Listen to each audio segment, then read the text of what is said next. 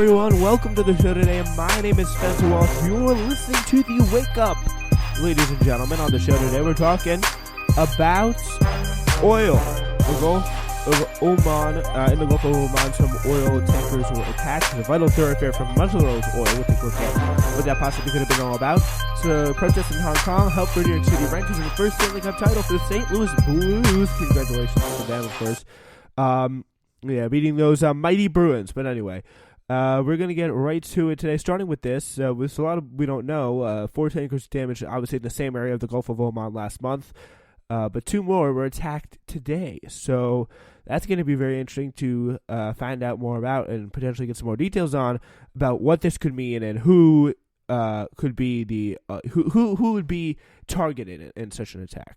All right, so we now turn to the Justice Department. They're scrutinizing the CIA at the moment as part of their review of the Russian investigation, in which the U.S. intelligence agencies concluded that President Vladimir Putin intervened to benefit the Trump campaign. And wow. So, yeah, again, they are literally cannibalizing what looks like here their very own CIA, which is kind of wild.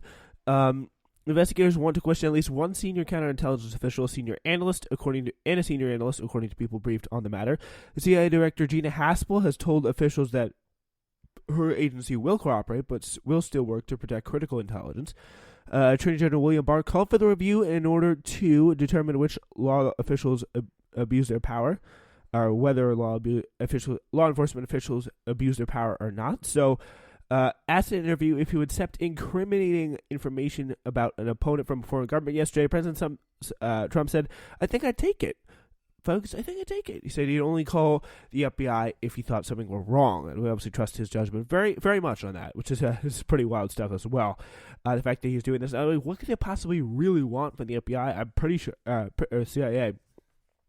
I'm pretty sure all the people who worked there that started it have either gone or just proved their quote unquote loyalty. But it's really kind of chilling stuff that this is what they're trying to do after an investigation.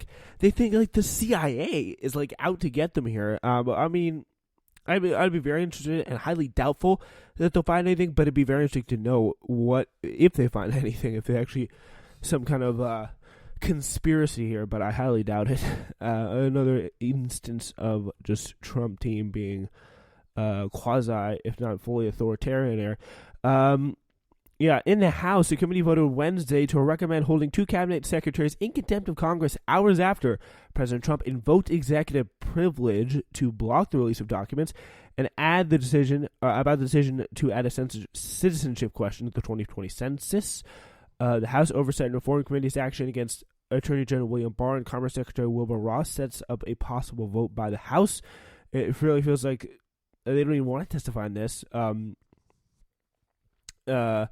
And they're really just trying to pretty much hide it really whenever they can, which is pretty crazy. And again, it's the war on immigrants continuing, and it is really quite disturbing to see how much this administration, really than any other administration in modern memory, at least back to the time where we had TVs and cameras and modern news and stuff like that. This is the most stonewalling, the most obstruction, the most stopping or attempting to stifle oversight that I really think we've ever seen, which is really kind of crazy stuff. So, so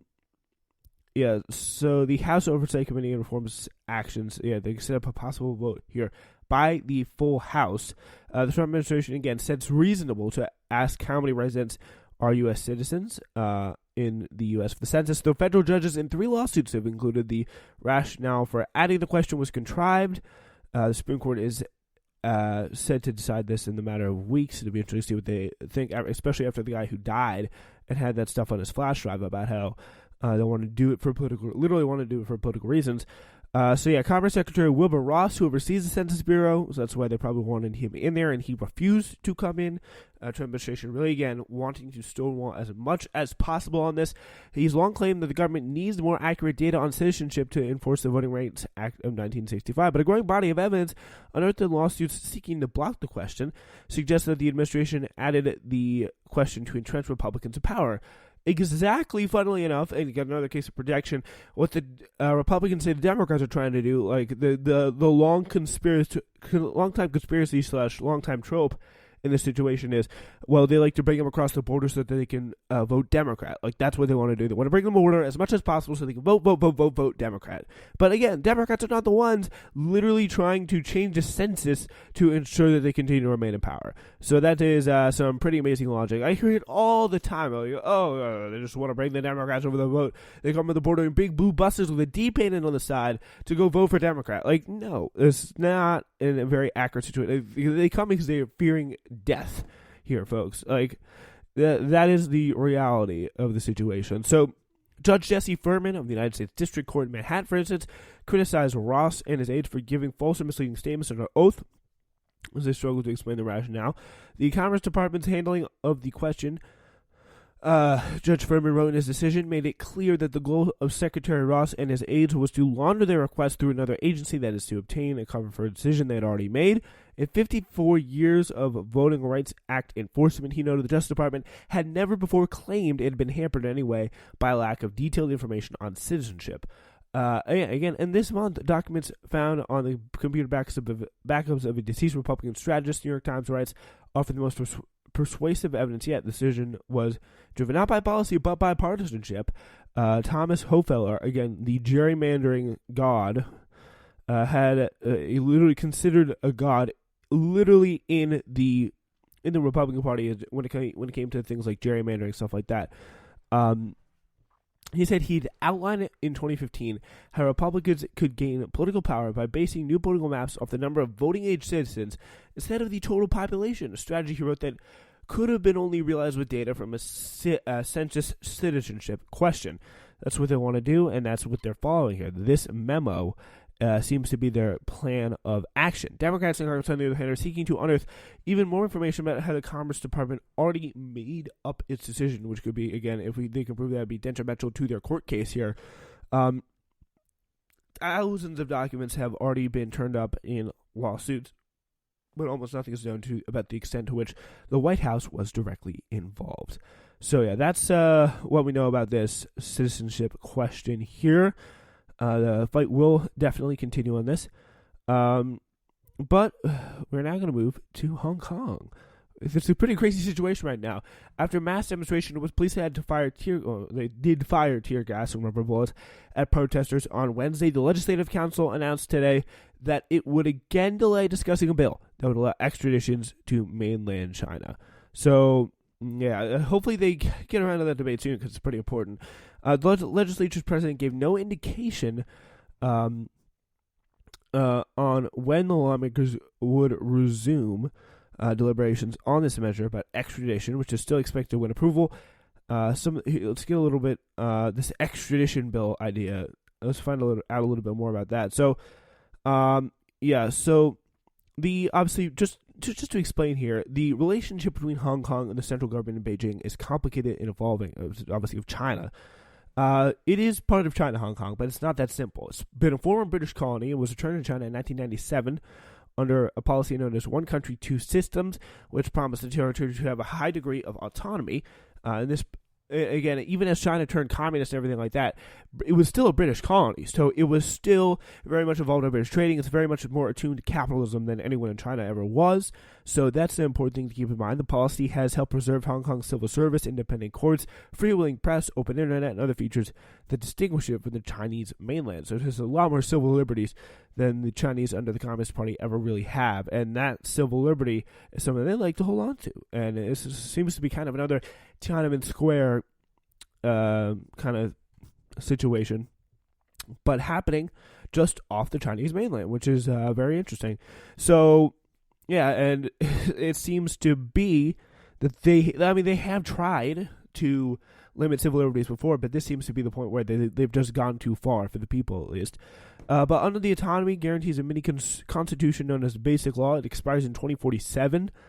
Well before Hong Kong is set to lose its unique status, however, the Basic Law has weakened as Chinese Communist Party and its security apparatus increasingly encroach into Hong Kong, for example, abducting booksellers and a Chinese-born billionaire. So that is something they've not exactly been holding back. The pressure reflects a broader tightening of controls across China under President Xi Jinping, who came to power in 2012 and has pursued critics with increasing boldness. So Hong Kong is an obvious target because of the vocal community of pro-democracy activists and lawmakers. Tens of thousands took part in a movement demanding free elections that seized control of the downtown streets for 11 weeks in late 2014, and large crowds attended an annual vigil that commemorates Beijing's 1989 crackdown on Tiananmen Square.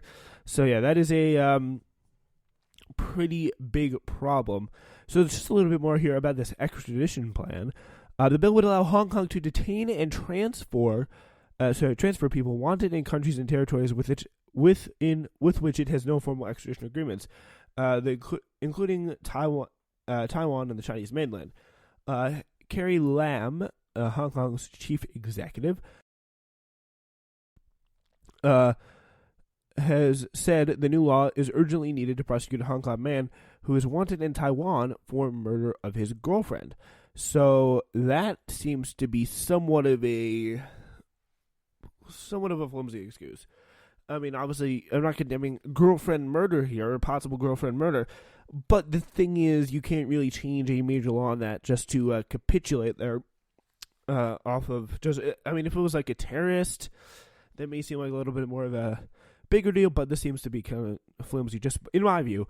Critics contend the law would virtually allow anyone in the city to be picked up and detained in mainland China, a country which judges must follow the orders of the Communist Party there. They fear the new law would not only target criminals, but political activists as well. The extradition plan applies to 37 crimes. This excludes political ones, but critics fear the legislation would essentially legalize the sort of objections to the mainland that have taken place in Hong Kong in recent years. The mainland authorities are typically not permitted to operate here.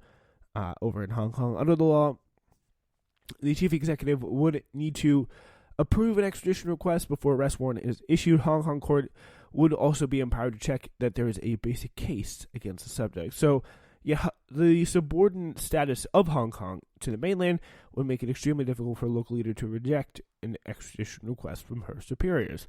So, yeah, Taiwan, on the other hand, self-governing democracy, said it would not comply with any extradition agreement that defines it as part of China, and many Hong Kong, where the government has ousted opposition lawmakers and rejected demands for free elections, see the extradition plan as really the end game of a long battle to disable dissent and political opposition in their city. So the fight will continue, and so far the vote has been delayed.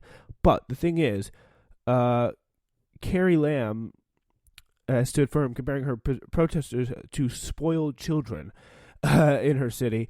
Her position illustrates how far the relationship between Hong Kong and mainland China has tilted towards Beijing. So it seems to be firmly on the side of China on this one, which is not sitting well with many, many people.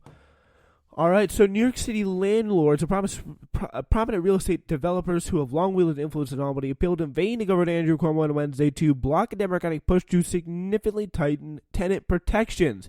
Landlords have warned that removing incentives for renovations and lowering rental income could lead to worsening house conditions for many New Yorkers. But Republicans, who had a close alliance with the city's real estate industry, lost control of the state Senate in November. Now, in complete control of the legislature, Democrats are expected to approve this rent regulation package this week. So, yeah, pretty interesting stuff. Here's how the measures will affect tenants and landlords. Go a little bit deeper on that. So the new rules would mark a turning point for the 2.4 million people who live in 1 million rent-regulated apartments in New York City. A steady erosion of protections, loss of tens of thousands of regulated apartments. This is going to be kind of a clamping down on some kind of a civilization here, some kind of civilized behavior. This package of legislation will reverse decades of rampant landlord abuse, said Adrian Holder, a lawyer at the Legal Aid Society. So there's a lot of jargon around rent, but resulting in confusion about what these different terms would mean. So 2 types of rent-regulated units exist in New York City: rent-controlled and rent-stabilized, and the changes here will apply to both. Rent control in the city became popular after World War II, when soldiers returned home and sought apartments for their families. The demand caused rents to increase, leading to a housing shortage at its height. More than 2 million rent-controlled apartments exist in the city, but only a small fraction remain, about 22,000, according to a 2017 survey. For an apartment to be rent-controlled, a tenant or family member must have been living in that unit since July